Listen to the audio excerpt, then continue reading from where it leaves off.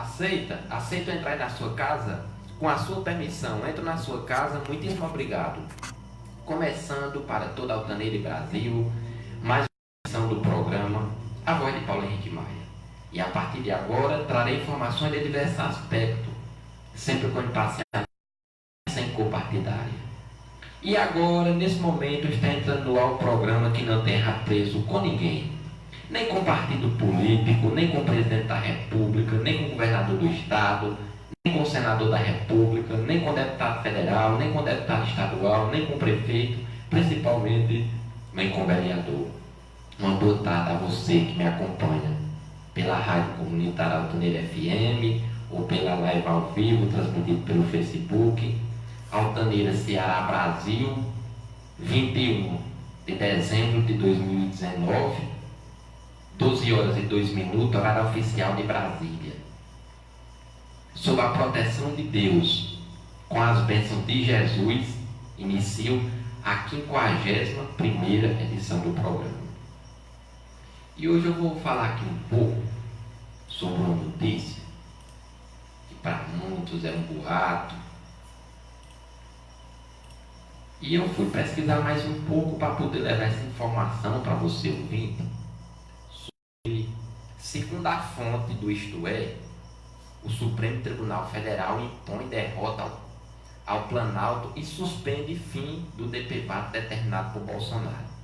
Realmente não era um boato, realmente era algo oficial, que a partir de janeiro desse ano seria extinto o chamado DPVAT, aquele seguro para quem leva algum acidente de moto. Então, a partir de 2020 seria extinguido, acabaria. Mas aí o STF derrubou essa ação.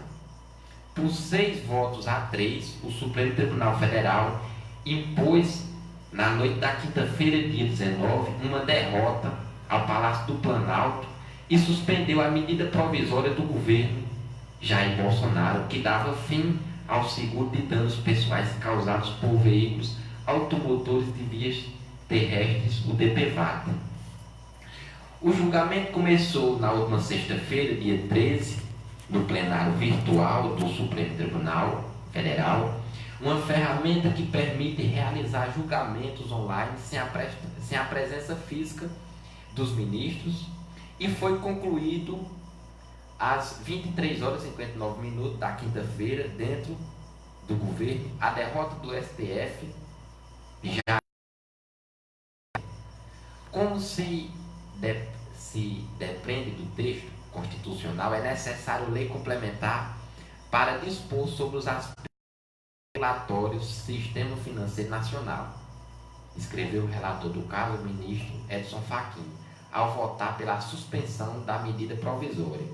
Para Fachin, a edição da medida provisória atenta contra a Constituição, que prevê lei complementar para tratar do tema. Há, ao menos do que se tem do atual quadro, plena plausibilidade na alegação de constitucionalidade, conclui Fachin. Acompanharam o entendimento do relator os ministros Alexandre de Moraes, Marco Aurélio Melo, Rosa Weber, Luiz Fux, com ressalvas, e o presidente do STF, o ministro Dias Toffoli, formando a maioria de 6 votos para suspender a medida provisória. Os ministros Gilmar Mendes, Ricardo Lewandowski e Celso de Mello, por outro lado, se posicionaram contra a suspensão da medida. Luiz Barroso se declarou suspeito e a ministra Carmen Lúcia não votou. A Rede de Sustentabilidade acionou o Supremo Tribunal Federal para suspender a medida provisória do governo que dá fim ao DPVAT. A sigla afirma que o Planalto não apresentou argumentos suficientes para justificar a medida, que pode ter sofrido como potencial desvio de finalidade, ao ser utilizado para atingir um desafeto político do presidente, conforme revelou o jornal O Estado de São Paulo. A decisão do presidente Jair Bolsonaro de editar uma medida provisória que extinguia, a partir de janeiro de 2020, o DPVAT e o DPEM, atingiria um cheio os negócios do presidente do PSL, o deputado Luiz Bivar, do Pernambuco.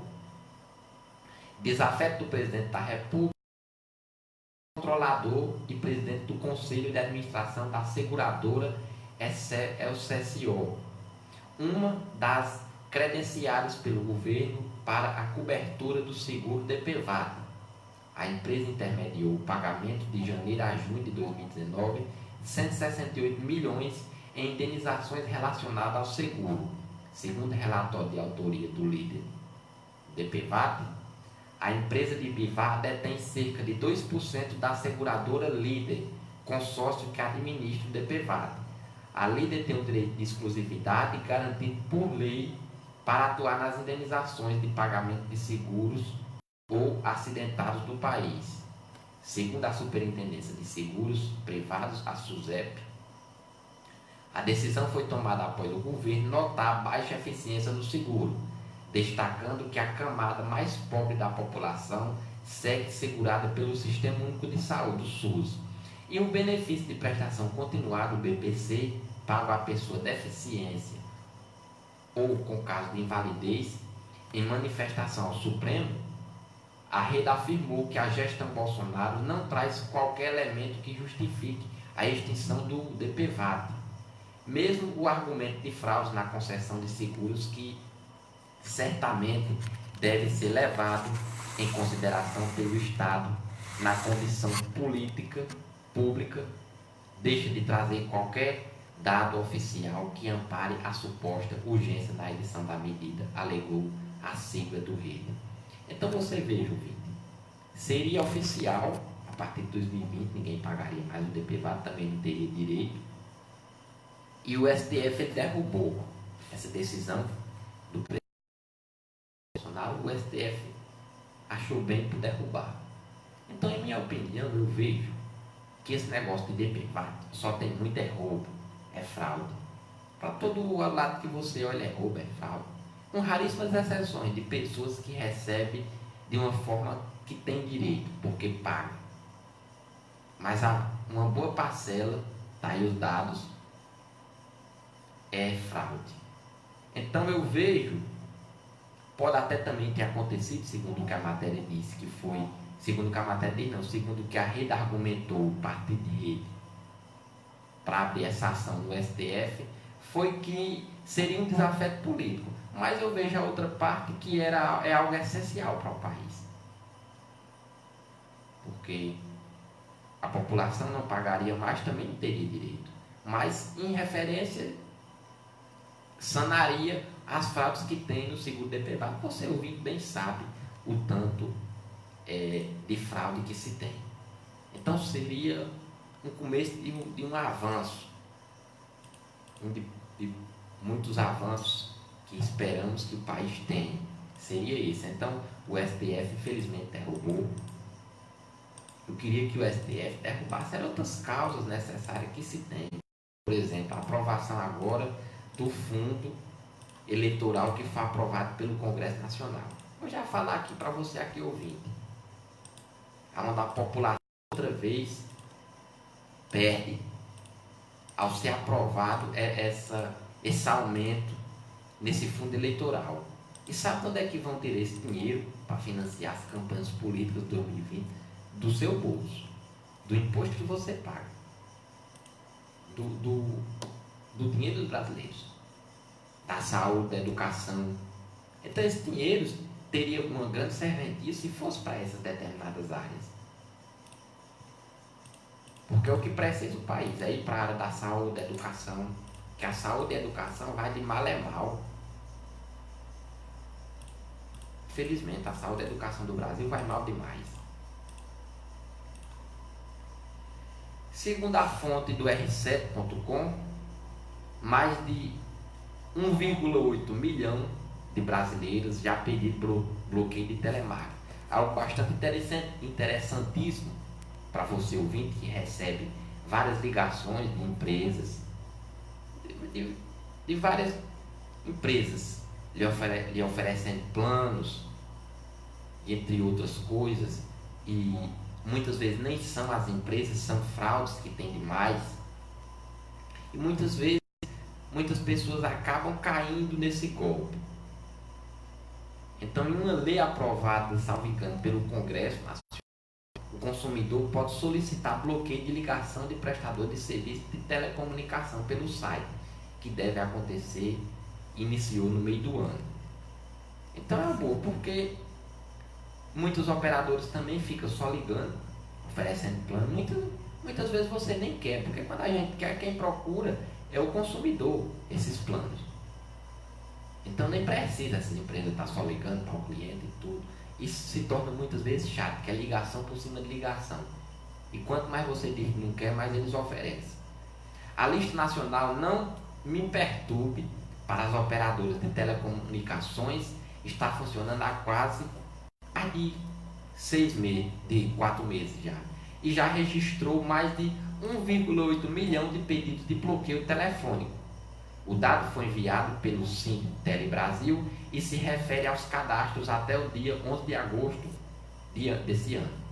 Até a data foram registrados 1.633.469 usuários cadastrados e 1.815.368 pedidos de bloqueio de telefone. O consumidor que não quiser mais receber chamadas de telemarketing com ofertas de serviços específicos de telefonia, TV, por assinatura e internet, poderá se inscrever nesta lista. Segundo o Sintele Brasil, o país tem 266 milhões de clientes de telefonia fixa e móvel.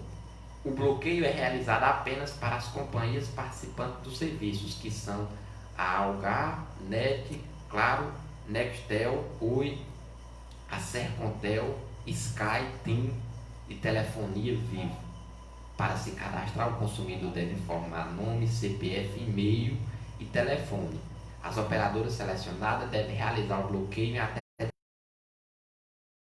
Segundo a Anatel, a Agência Nacional de Telecomunicações, se uma pessoa solicitar sua inclusão e continuar recebendo ligações de ofertas de bens e serviços de telecomunicações, ela pode ligar para o número 1331 e faz uma reclamação. As sanções vão variar de advertência a multa de até 50 milhões de reais.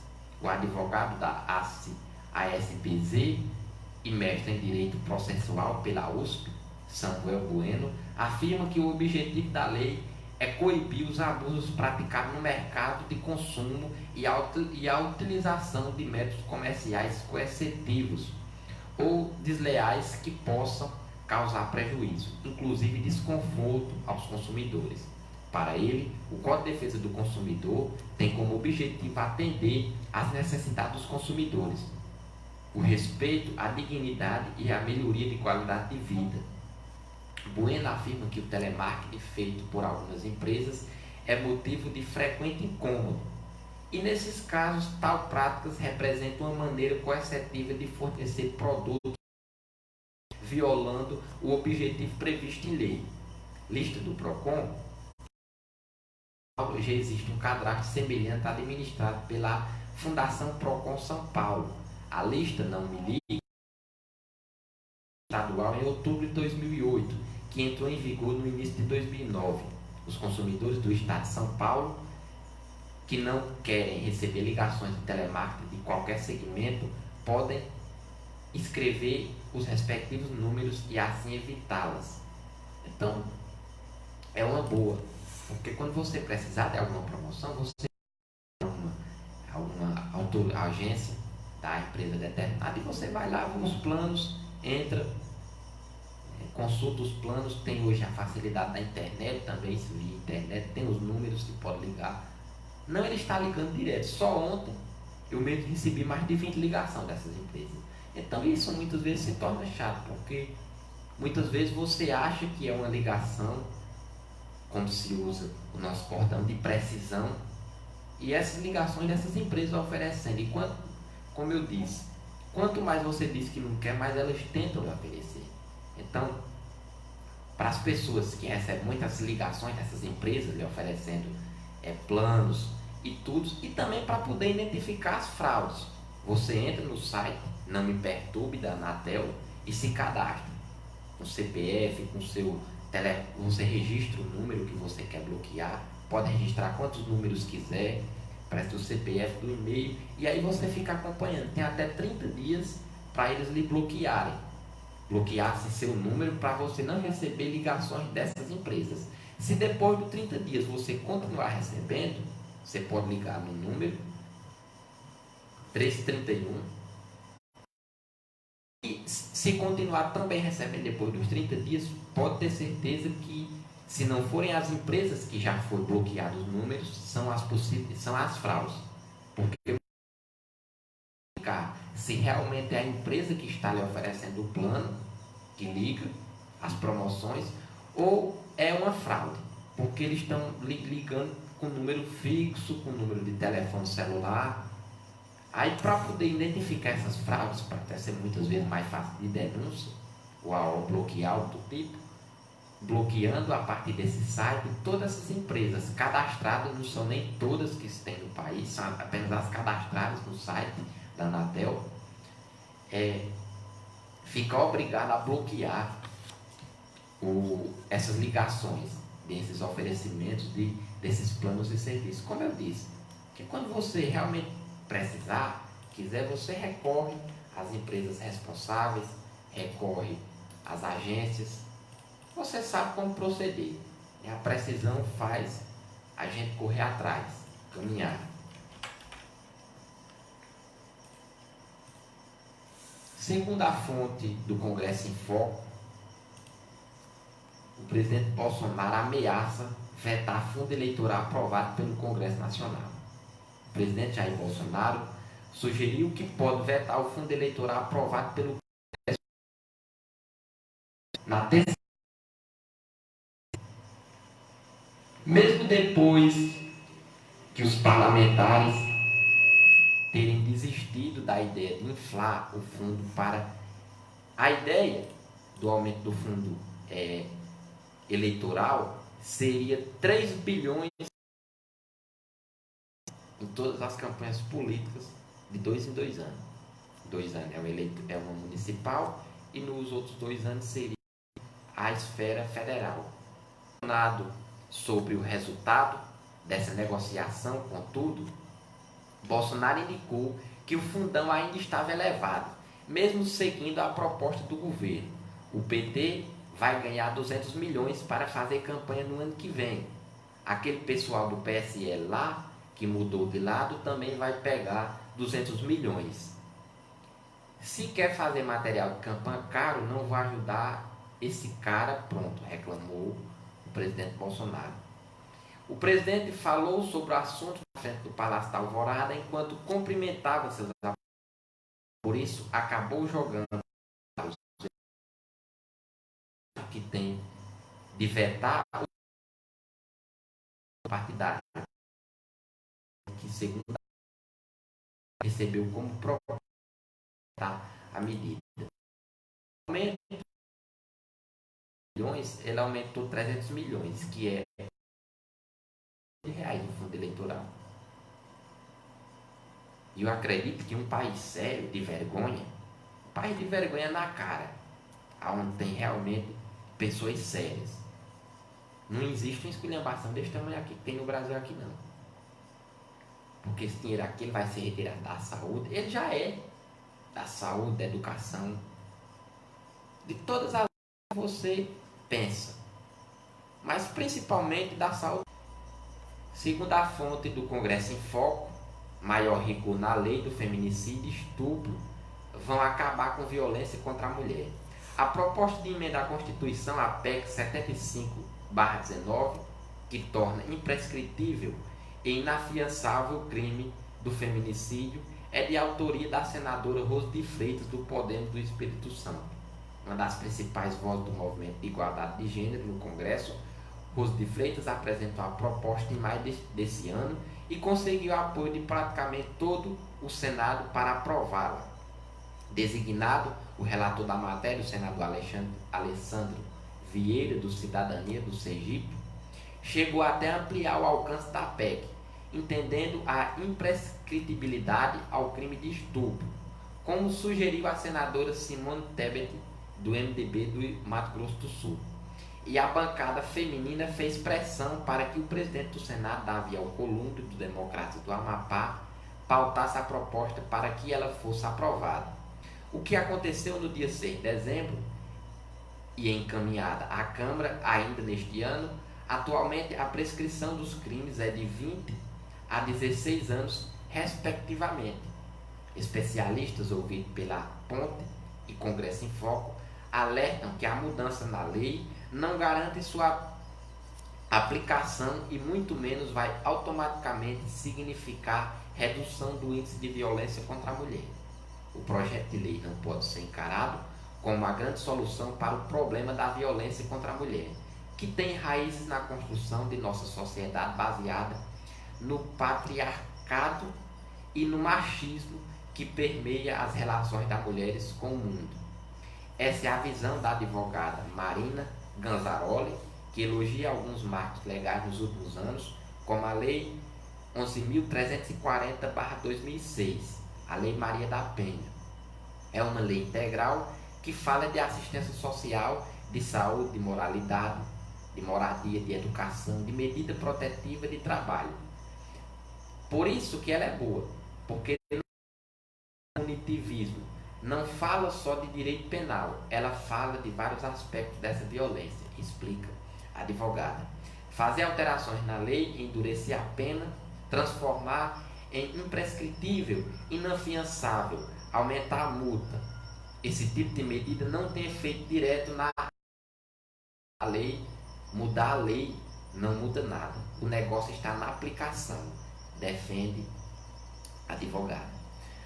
A jurista lembra que quem é preso por violência doméstica no Brasil hoje não são homens ricos e poderosos. Para ela, é fundamental trabalhar a mudança de mentalidade, reconhecendo a masculinidade tóxica e promovendo mudanças nesse sentido. O cara não sai da prisão com a masculinidade trabalhada. Pelo contrário, ele vai se relacionar com outras mulheres com o mesmo padrão. Vai reproduzir o mesmo padrão de relacionamentos abusivos e de violência que ele tinha antes, prossegue a advogada. Para ela, o principal problema do enfrentamento da violência sexual no Brasil não é a legislação, é a desvalorização da palavra da vítima, a não qualificação nos processos para buscar outros elementos de prova. É sobre esses problemas que temos que falar, critica a jurista. Entre vários inquéritos policiais, eu vou dar preferência para a violência sexual, para a violência, o patrimônio, exemplifica a jurista. A jurista cita uma lei que já cuida da imprescritibilidade do estupro, que é a Lei 12.650/2012, considerada por ela uma boa iniciativa. Conhecida como Lei Joana Maranhão, a lei determinou que o prazo para prescrição de crimes de violência sexual cometidos contra crianças e adolescentes é de 20 anos a serem contados a partir dos 18 anos completos da vítima. A gente sabe que os crimes sexuais, via de regra, demoram para ser comunicados no caso de crianças e adolescentes. A maioria dessas pessoas vão perceber e entender que sofreu uma violência sexual já na vida adulta. Podera Ganzaroli. Quando falamos de violência sexual contra crianças e adolescentes, também estamos falando de pedofilia, de abuso de crianças e adolescentes, em que mais de 70% são cometidos contra menores de 17 anos, mais de 50% contra menores de 13 anos. Então, dadas as características desses crimes e extensão da prescrição ou mesmo da imprescritibilidade, tende a buscar a reparação depois, que é algo que de fato acontece muito nesse tipo de crime, avalia a jurista. A jurista critica o que chama de necessidade de revalidação quando o assunto é violência contra a mulher. A usar o exemplo da previsão de medida protetiva através da Lei Maria da Penha, muitas vezes desrespeitada pelos agressores. Era comum que se dissesse: veja bem, ele só foi buscar algo que esqueceu na residência, sempre relativizando o descumprimento de permanecer distante da vítima, aponta a jurista.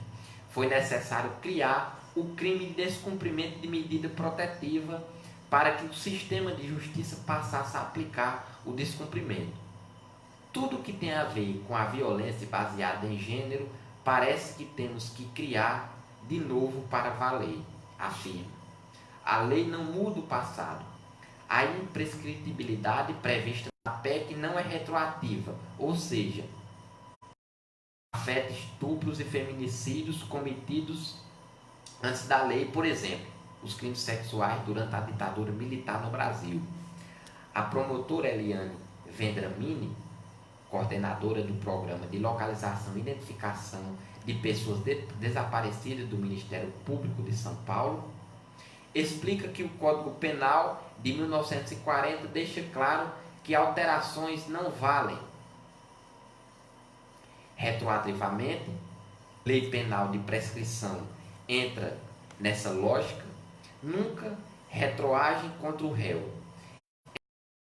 Aquele que já foi condenado está no crime investigado, depois que decreta a imprescritibilidade, essa lei não afeta a prescrição que já ocorreu, explica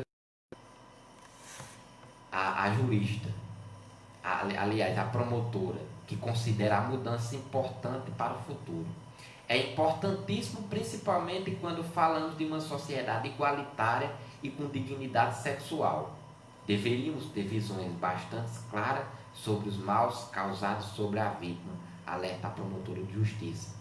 A advogada Marina Ganzaroli reforça o entendimento de Vendramini, processual e penal e doutoranda em Sociologia pela UFS, Universidade Federal de Sergipe, considera que a proposta vai aumentar o tempo para o Estado punir. Isso me parece passar uma mensagem de que o Estado não pune feminicídio e estupro por uma questão de tempo. Não é uma questão de tempo, é uma questão de escolhas. Isso é seletividade penal. Explica também, temendo a questão do discurso punitivista, pois reforça um aparelho, um dispositivo de poder que tem populações que já sofrem uma série de violências e violações como alvo. É um imenso tiro no pé, argumenta. A professora compara a futura aplicação da PEC com a ineficiência da lei antirracismo. O racismo é um crime imprescritível, mas as maneiras que ele se desenvolve merecem atenção.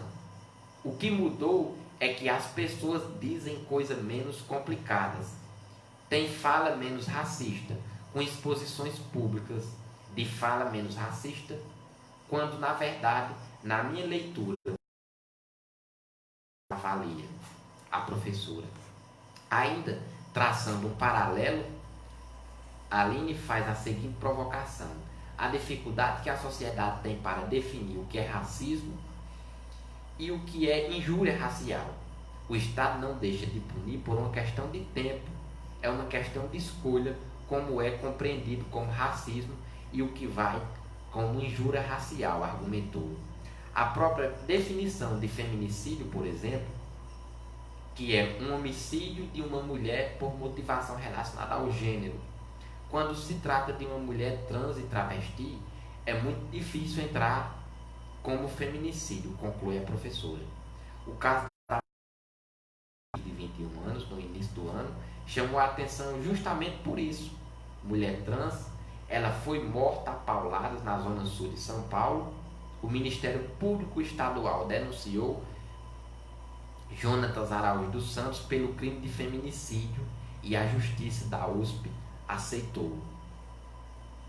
A Justiça de São Paulo, a unidade, autora da proposta, a senadora Rosa de Freitas, admite que está que esta não será a solução para o problema do feminicídio e de estupro no Brasil, mas acredita que é mais um passo no combate à impunidade. Na visão dela, um dos grandes problemas da violência contra a mulher, há muito nós estamos aprovando projetos de lei e fazendo modificações nos projetos existentes com esse intuito. E acho que não diminuiu em nada a violência contra a mulher pela crença da impunidade. Precisávamos deixar esse crime sem prescrever, para que em qualquer momento da vida e em qualquer lugar que o cidadão esteja, pela lei, defendeu a senadora. É uma sinalização clara do Estado de que esse crime não será mais tolerado pela sociedade. Uma sinalização no sentido de combater a impunidade nesse crime que tem raiz na cultura de abuso e desvalorização da mulher, acrescentou o senador Alessandro Vieira, que ao ser designado relator, também tornou-se grande defensor da PEC do feminicídio. Ele que é delegado da Polícia Civil, entende muito bem as leis e com certeza já se deparou com enormes crimes e abusos contra a mulher.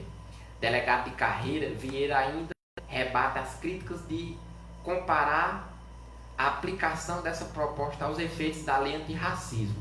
Ele acredita que a aprovação da PEC tende sim a reduzir os índices de feminicídio e estupro no Brasil e explica como esses crimes têm raízes cultural muito antigas, infelizmente não vão deixar de existir. Você observar a evolução dos crimes de racismo e de violência doméstica após a emissão da lei antirracismo e da lei Maria da Penha, você vê que eles tiveram mais visibilidade e diminuíram. Então é um caminho para corrigir esse problema, por acreditar que se trata de uma construção que requer muitos avanços até atingir o seu objetivo. Os senadores prometem então continuar trabalhando em defesa da mulher, mesmo depois que a PEC do feminicídio passar pela Câmara. Eles apresentam, porém, duas sugestões distintas de medida que podem aperfeiçoar o combate à violência contra a mulher, o estupro e o feminicídio, a educação e as noções de direitos humanos da sociedade brasileira. Temos que entrar na sociedade com noções de direitos humanos, respeito e cidadania. O Brasil tem que rever seus conceitos e sua maneira de educar. Se dentro de casa não é possível, tem que aprender na escola. E é por isso que nós estamos lutando há 30 anos para cidadania e direitos humanos sejam ensinados na escola. É preciso mostrar que desrespeitar a mulher é crime, é ferir o direito humano e desrespeitar a cidadania, acredita a senadora. Já o Alessandro Vieira disse que também é possível fortalecer a prevenção a esse tipo de crime, qualificando os policiais para o atendimento das mulheres vítimas de violência doméstica. O Estado não está preparado para atender e preservar essa vítima que já chega altamente sofrida e fragilizada à delegacia. É preciso trabalhar no fortalecimento das entidades de combate à violência contra as minorias, completou Vieira. A CPI do feminicídio na Câmara, a bancada feminina também já se debruça sobre o assunto. A deputada Renata Abreu, do Poder de São Paulo, chegou até a pedir a criação de uma comissão parlamentar de inquérito à CPI para investigar as causas do feminicídio. Esta semana, assim como as especialistas ouvidas pela Ponte Congresso em Foco, ela argumenta que a legislação atual foca muito na punição do crime. Por isso, defende que o parlamento discuta, com a ajuda da sociedade civil, as causas do feminicídio para poder desenvolver políticas públicas mais eficazes e que possam prevenir o problema. A Comissão Parlamentar de Inquérito deverá investigar os motivos que levam a essa elevação da taxa de feminicídio e propor em seu relatório final a implementação de políticas públicas de assistência social voltadas para os segmentos mais vulneráveis, mulheres negras residentes na periferia baixa escolaridade. Então, o requerimento ainda argumenta que enquanto a taxa de feminicídio caiu 10% no Brasil entre 2007 e 2008, o número de feminicídio aumentou 4%. Foram mais de 1,2 mil casos de vítima, sobretudo mulheres negras, 61%, e de baixa escolaridade, 70,7%, no Anuário Brasileiro da Segurança Pública. Então, será um passo importantíssimo essa lei, onde ela vai à frente, não é a solução, como bem as falas dos especialistas, do senador e da senadora, autores da proposta e relator, afirmam. Mas já é um começo de um avanço, porque o que realmente precisa ser trabalhado é na educação, principalmente a educação de base. Porque o maior problema que eu vejo, e não tem como deixar de lado, me desculpe, eu peço aqui desculpa, perdão a quem pensa diferente, mas nós temos que deixar de hipocrisia e deixar de lado isso, que nem muita gente quer deixar de lado. Mas o problema maior se torna dentro de casa, porque não está tendo uma educação de qualidade como se tinha antes. Engraçado que antes não se tinha recurso e se criava homens e mulheres de bem diante da sociedade, principalmente homens de bem. E hoje, se tem recurso, o governo auxilia com isso, tem a escola, e hoje se está criando marginais. Não tem outra palavra a ser dada. Marginais. Aonde uma mãe e um pai diz que não pode mais com o filho, muitas vezes o filho menor diz que não pode mais com ele. Pois se você não pode, um juiz de direito pode, que ele dá descaminhar ele aí para um local aí de socioeducacional, para onde for. É melhor do que você estar com um elemento desse dentro de casa. Agredindo mulher, muitas vezes, principalmente. O que se vê hoje, essa rapaziada nova, essa moçada aí, né, tudo já se juntando, tudo se casando, nada contra. Isso já desde muito tempo. As mulheres se casavam muito novas e tudo, e muitas delas viviam bem. Mas hoje, a área tecnológica também está com ações mentais, e essa moçada casando, se juntando muitas vezes, não estão vivendo de uma forma que deveria ser vivida. Muitos, os chamados machões, entre aspas, para dizer que é macho, fica agredindo a mulher. Física. Família, eu vou lhe dizer agora o problema onde entra, que a família, todas elas sabem, não caça mecanismo para isso. Muitos pais, muitas mães, eu vou botar em 95%,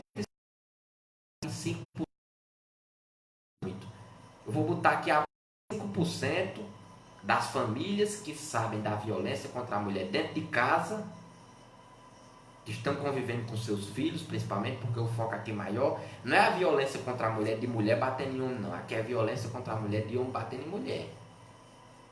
Então, vou apenas botar 1% de todo contra a mulher, até aqueles dados alarmantes da justiça. Apenas 5% dos pais, da mãe, estão inocentes, não sabem mulher. Vou botar 5%, o resto 95% da cidade. Se chama conivência de violência contra a mulher. Quem tem que começar a base, estruturar a mente do menino desse. Dizer que mulher não é para... aliás, não é para se bater em ninguém, no próximo, de forma alguma. Tem que ser a pacificação. Mas principalmente violência contra a mulher, no século que hoje nós estamos. O mercado de trabalho está aí aberto. As mulheres estão comandando o mercado de trabalho.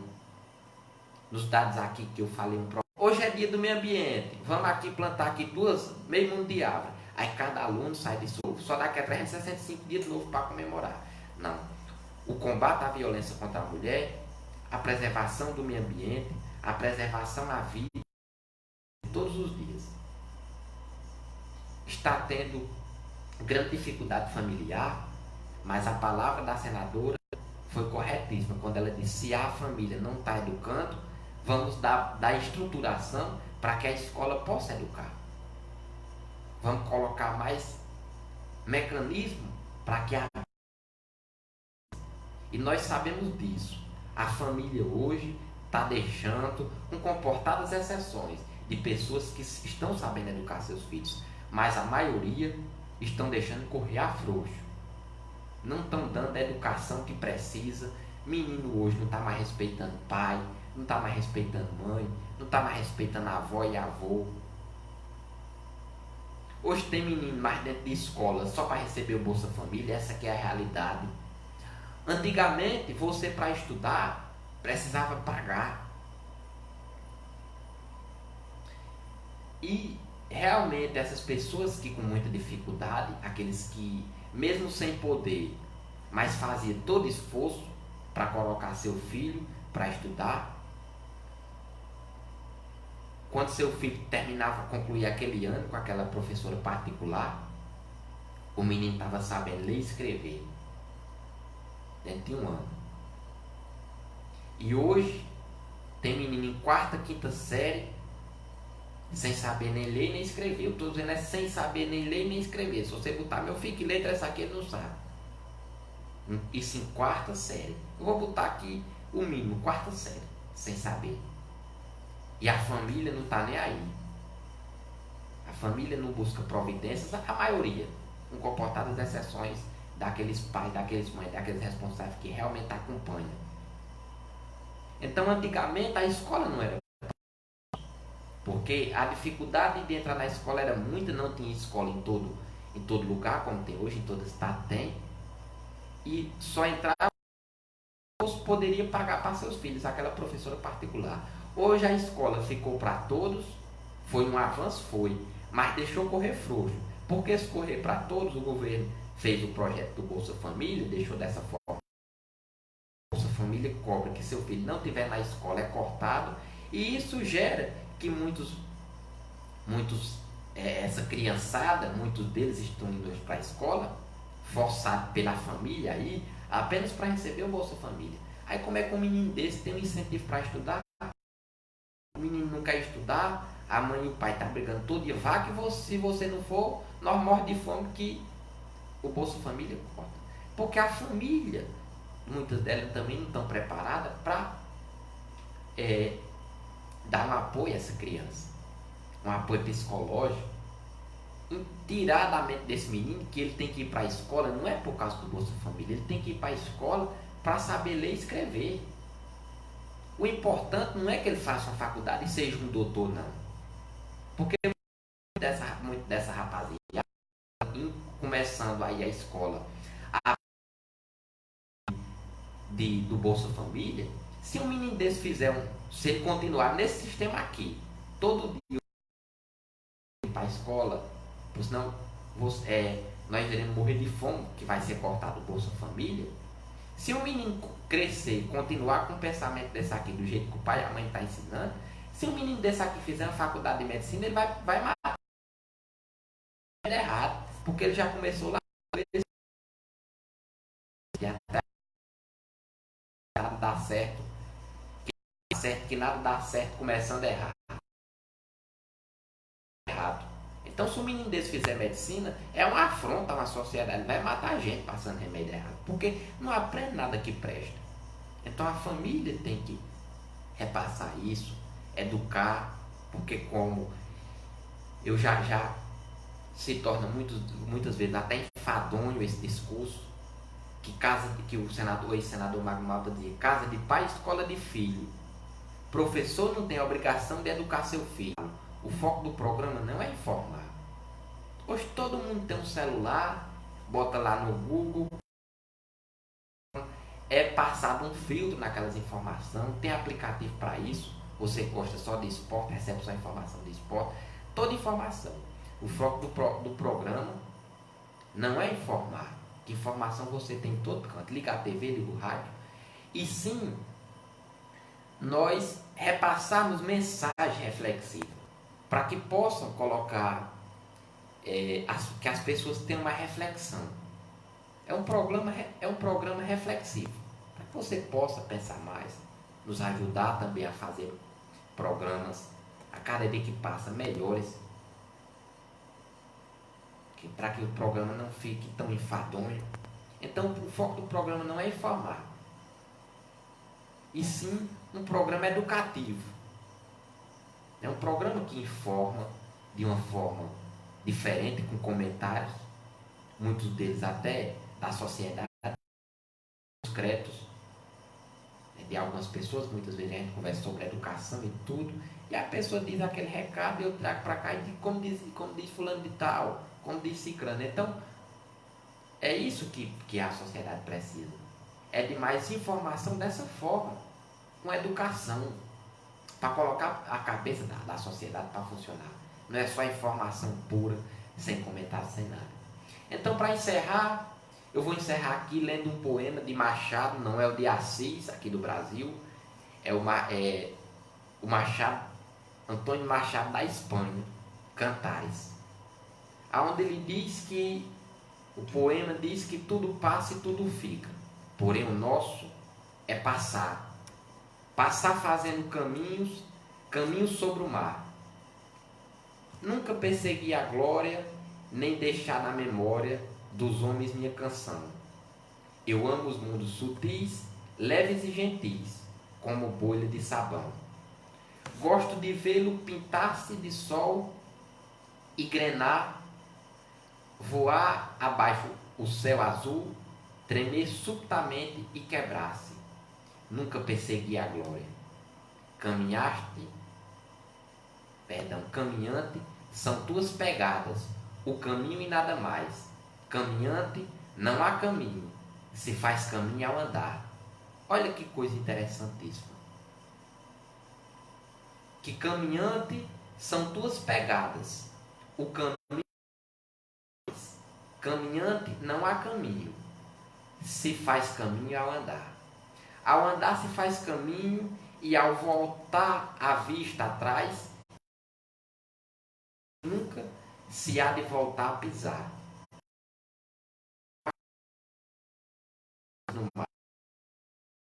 Faz algum tempo teste de espinhos.